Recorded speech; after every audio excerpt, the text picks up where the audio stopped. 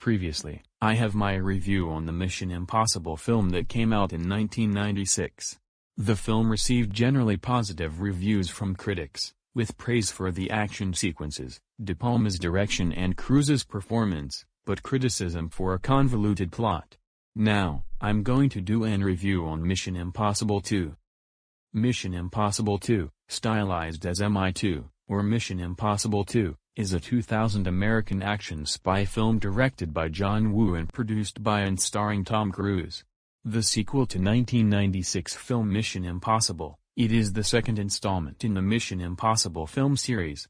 Chimera is a deadly virus that will bear a grisly death unless you're given the antidote. The creator of Chimera is murdered and the antidote is stolen by a disavowed IMF agent, Shawn Ambrose, Dougray Scott. The Impossible Mission Force, IMF, hire the skilled and charming Ethan Hunt, Tom Cruise, and the beautiful Nya Hall, Thandie Newton, who has had her share with Ambrose. Their mission, should they choose to accept it, is to send Hall undercover to Ambrose and learn what she can for Hunt to bring down Chimera, but they will have to break into a secure lab by jumping off of buildings and dodging bullets. It's impossible.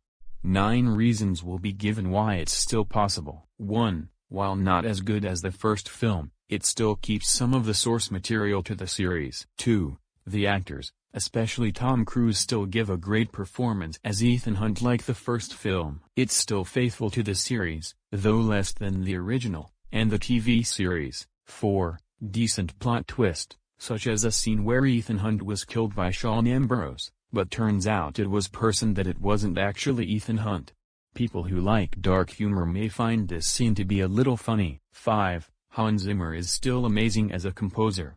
The soundtrack consisted of rock/metal songs like Take a Look Around by Limp Bizkit, Scum of the Earth by Rob Zombie, and I Disappear by Metallica, etc. 6. Shawn Ambrose is a decent villain that he attempted to release a deadly virus named Chimera and selling the cure, Bellerophon, for profit. 7. The cinematography is still on the top notch. 8. Great visual effects. And lastly, 9. It still retains a lot of action scenes throughout the movie. Just to remind you, the Secretary will disavow any knowledge of your actions by some 4 impossible qualities. 1. The plot is a bit weak, compared to the first movie, and its next installments. 2. The pacing is rather slow, for the most part of this film. 3. There are a few plot holes at the beginning of the movie. And lastly, 4. Some of the effects look fake, like Ethan Hunt climbing in the beginning.